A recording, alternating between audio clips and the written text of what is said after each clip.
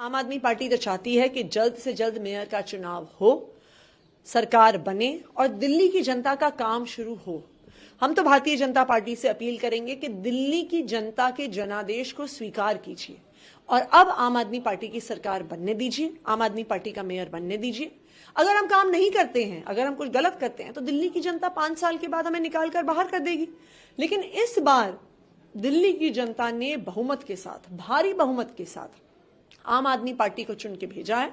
तो मेरा तो भारतीय जनता पार्टी से यही अपील है कि चुनाव होने दें। पूरे देश ने देखा कि आम आदमी पार्टी के पार्षद शांतिपूर्वक तरीके से बैठे रहे और भारतीय जनता पार्टी के पार्षद हंगामा करते रहे और उन्हीं के हंगामे के पीछे भारतीय जनता पार्टी की पीठासीन अधिकारी ने चुनाव को स्थगित कर दिया। क्यों वो बार बार हाउस के अंदर दंगा कर रहे थे?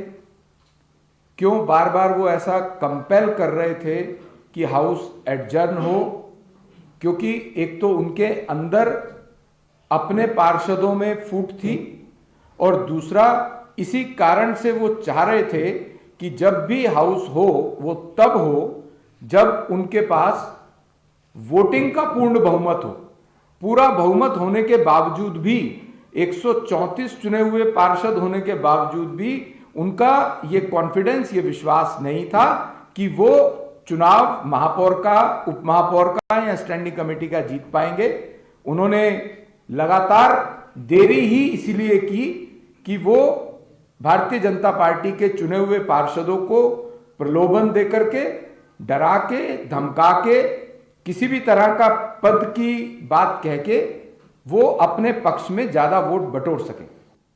वो अरविंद केजरीवाल हो, मनीष सिसोदिया हो, दुर्गेश पाठक हो, नाम बदलने से कोई फर्क नहीं पड़ता, लेकिन सबका चाल चरित्र चेहरा एक ही है कि कैसे दिल्ली को बर्बाद करना है। संवैधानिक कर्तव्य, संवैधानिक मूल्य किसी की परवाह नहीं है उनको। उनको सिर्फ कैसे हम सत्ता हासिल कर पाए, कैसे दिल्ली वालों का जीना दुभर कर पाए, उनका सारा लक्ष्य इन पर है। जो पार्टी ईमानदारी की बात करती थी, आज वो भ्रष्टाचार करके दिल्ली नगर निगम के भाजपा के सदस्यों को अपने पक्ष में वोट डालने के लिए पैसे और पदों का प्रलोभन दे रहे हैं। ये जितने उदाहरण हमारे साथियों के आपके समक्ष हैं, ये सभी प्रत्यक्ष सीधे तौर पर किसी ने, उनकी पार्टी के वरिष्ठ नेता दुर्गेश पाठक ने स्वयं संपर्क किया, उनके विधायकों ने संपर्क किया, उनके चुनाव लड़े हुए पार्षदों ने संपर्क किया, उनके पार्टी के पदाधिकारियों ने संपर्क किया और करोड़ों रुपए के ऑफर दिए। आज से कुछ दिन पहले मेरे पड़ोस में पटेल नगर में पार्षद है कुछ नाम, उसका मुझे फोन आया। पहले तो मैंने तो उठाया नहीं, फिर आया तो कह रहा भैया मेरे भैया ने आपसे बात करनी है। मैं कौन से भैया? तो कह रहे दुर्गेश पाठक जी ने। मैं कहा जी। तो जब मैंने उनसे बात करी तो मैं उन्होंने कहा आप आपसे काम है। मैं बोलो। तो कह रहे हैं हम आपको कुछ महंगे बात करना है, मैं आपसे मिलना नहीं चाहता। तो कह रहे चलो फोन पे कर लेते हैं। बोलो जी। तो बोला कि हाउस में हमें फेवर कर दो, मेयर में स्टैंडिंग कमेटी में वोट हमें डाल दो, तो तुम्हारा तो जिले में जोन में कुछ है नहीं, 2 पार्षद हो, तो यहाँ आ जाओ, हम आपको स्टैंडिंग कमेटी इधर जोन चेयरमैन बना देंगे। तो मैंने उसको यही बोला, तुमने गलत नंबर डायल कर दिया पार्टी जी।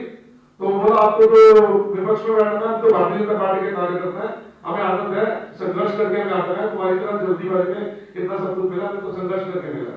तो ये कहते हैं लोगों फोन काट दिया दुर्गेश पाठक जी का। उसके बाद भी रोज में फोन लाया तो मैंने फिर उठाया नहीं उनका। ये सचिन शर्मा जो मैं ये आपको फोन में दिखा रहा हूँ, ये मेरे पास आया मेरे ऑफिस में और उन्होंने आके मेरे को कहा कि भैया आपसे बात करनी है। मैं आपको जानता नहीं हूँ क्योंकि ये मेरे फेसबुक पे फ्रेंड है, लेकिन उन्होंने आके मेरे को कहा कि आप हमारे साथ आइए, आपको हम जोन का चेयरमैन बनाएंगे और आपसे एक बार भैया बात करना चाहते हैं। माँ कौन भैया? उन्होंने बात कराई तो दुर्गेश पाठक जी से उन्होंने मेरी बात कराई। उन्होंने कहा कि आप हमारी पार्टी में आइए, हम आपको पार्टी में बड़ा पद भी देंगे और नहीं तो आप हमारा वोटिंग करें, हम आपको चेयरमैन बनाएंगे। लेकिन मैंने कहा कि मैं आपको नहीं जानता और ना मेरे को आपसे बात करनी, आप प्लीज फोन रखें। और मैंने उसको दोबारा भेज दिया, लेकिन 2 दिन बाद वो सचिन फिर आया, भैया बोला एक बार सोच लो आप।